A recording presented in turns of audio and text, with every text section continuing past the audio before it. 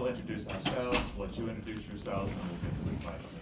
I'm Darren Craig. I'm an attorney here at the Indianapolis law firm Frost Riley. I'm Matt Richard, I'm an attorney here in Indianapolis. Good morning, I'm Christopher Taylor Price, an attorney with the Marion County Public Defender. I'm Ryan Starr, I'm a Reno IUB case. Good morning, judges. I'm Riley Wenzel. Me, as well as all my colleagues here today, are seniors at Plainfield High School. I plan on studying physics at Purdue University. My name is Haley Jug. I plan on attending the University of Minnesota for chemical engineering. Good morning, I'm TJ Wagley. I'll be attending Hannibal College for college. Good morning, I'm Joy Ackerman. I plan on attending Purdue for biology, and these are our teachers, Mr. Ferguson and Mr. Ball. Wonderful. Thank you. We look forward to hearing from you. Our question for Unit 3 is, how and why has suffrage been expanded in the United States? Why has the expansion of suffrage been controversial? How have advocates of expanded suffrage used their rights under the First Amendment to achieve their goals? Please begin when you're ready. The right to vote in America has never been given freely. It was won and expanded through struggle. Originally limited to white male property owners, suffrage was based on the belief that only those with a stake in society could govern responsibly. Even though all states had abolished religious testing by 1790, women, African Americans, and Native Americans remained excluded. In the early 1800s, Jacksonian democracy expanded suffrage for white men by eliminating property requirements. In Rhode Island, propertyless citizens rose up during the Dorr Rebellion of the 1840s, demanding the right to vote. Their efforts led the state to adopt a new constitution that extended suffrage to most white men and some tax-paying African American men. The 15th Amendment builds upon Section 2 of the 14th Amendment and declared voting could not be denied because of race, color, or previous condition of servitude. African American men gained the vote, yet Native Americans were excluded into the Indian Citizenship Act of 1924. Women's suffrage movements grew alongside abolitionist causes in the 19th century. While Western territories like Wyoming and Utah granted women the right to vote during the Gilded Age, national progress stalled after the Supreme Court's decision in Minor v. Haverset in 1875, which ruled that citizenship did not guarantee voting rights. After more than 70 years of persistent advocacy, the 19th Amendment finally prohibited voting discrimination based on sex. Post-World War II reforms then targeted racial and economic barriers. The 24th Amendment abolished poll taxes, and outrage over Bloody Sunday in Selma spurred the Voting Rights Act, which banned literacy tests and imposed federal oversight in areas with histories of discrimination. The 26th Amendment lowered the voting age to 18, reflecting the belief that those old enough to fight in Vietnam were old enough to vote. Every expansion of suffrage faced fierce resistance. After the 15th Amendment, southern states used grandfather clauses, poll taxes, and literacy tests, including absurd questions like, how many bubbles are in a bar of soap, to suppress black voters. In Louisiana, black registration fell from 130,000 in 1896 to just 1,300 by 1904. Felony disenfranchisement laws still in effect today continue to limit millions of citizens. Opposition to women's suffrage was rooted in deep societal fears. Many argued that women's participation would undermine family life and that the political arena was too corrupt. Southern states resisted the 19th Amendment not only to preserve traditional gender norms, but also because granting black women the vote threatened the system of white supremacy. Resistance continues in modern forms. The Supreme Court's Shelby County v. Holder ruling in 2013 weakened the Voting Rights Act, allowing new barriers to appear, such as strict voter ID laws, voter roll purges, and unchecked partisan gerrymandering. Due to this resistance, the fight for suffrage has relied on First Amendment freedoms, allowing Americans to challenge injustice beyond the ballot box. Abolitionists like Frederick Douglass used newspapers such as the North Star to advocate for black male voting rights, while women's rights activists like Elizabeth Cady Stanton and Lucretia Mott used speeches and writings to fight for women's suffrage. Later activists, including Alice Paul and Ida B. Wells, organized protests and marches such as the 1917 Silent Sentinels, where one banner read, "If the pool is dirty, the time has come to clean it. Women have had long experience cleaning up after men." In the 1950s and 60s, the NAACP used First Amendment rights to combat voter suppression. Their magazine, The Crisis, highlighted systemic barriers in the October 1963 issue, The Struggle for the Vote. They also distributed pamphlets and the Finish the Fight poster to stress that voting is a fundamental right. These efforts educated the public and helped build support for the Voting Rights Act of 1965. Even today, groups like the ACLU and League of Women Voters continue this work, using litigation and activism to challenge voter suppression as a violation of free speech and association. The history of suffrage in America shows that every expansion of the vote has depended on the First Amendment freedoms and the courage of citizens willing to exercise them. We are now ready for your questions. Thank you for that thoughtful presentation. You've outlined for us many changes in voting laws throughout American history. Are there changes you believe are necessary to our voting laws or to our Constitution today? I do believe that we should have changes in our voting laws with, for example, a new Voting Rights Act that would bring back pre-clearance that was gutted by Section 4E and Section 5 of Shelby County.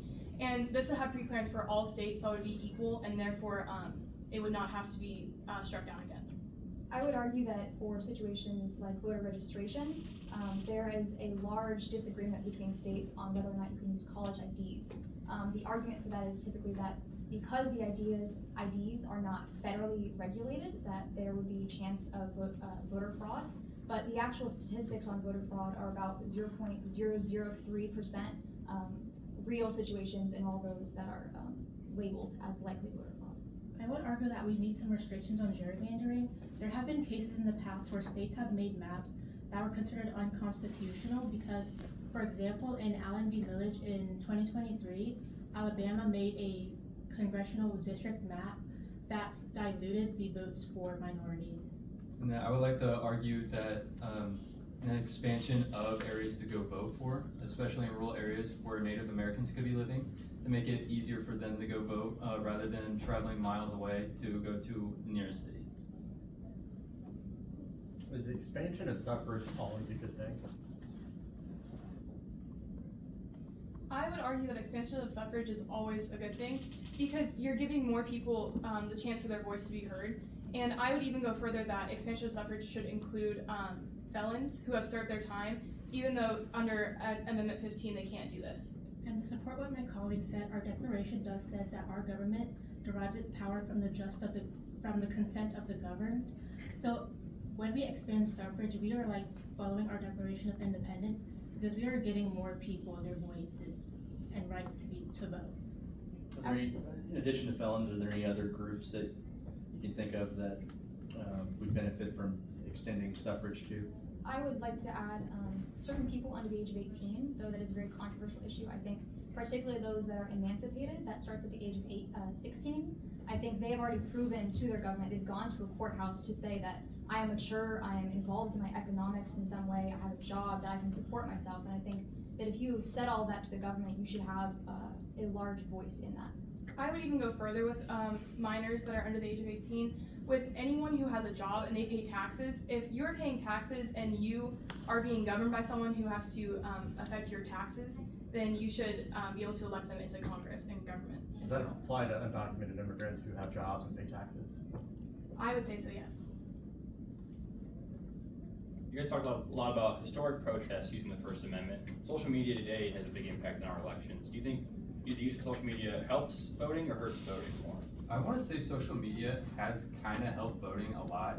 Online, you have both political parties advertising for you to go and vote and express how you feel. And so I overall believe that social media has increased voting. I think that social media has also hurt voting because you don't have to have any type of degree like to go online and like spread some political messages. So it's easy for somebody to like go online and say something that is incorrect or untrue, and that could like cause more uninformed voters. What should we do about that? I think that we should require people to like have some sort of degree in political activism in order for them to like go online and say. And there are Would some. that be a restriction on the First Amendment?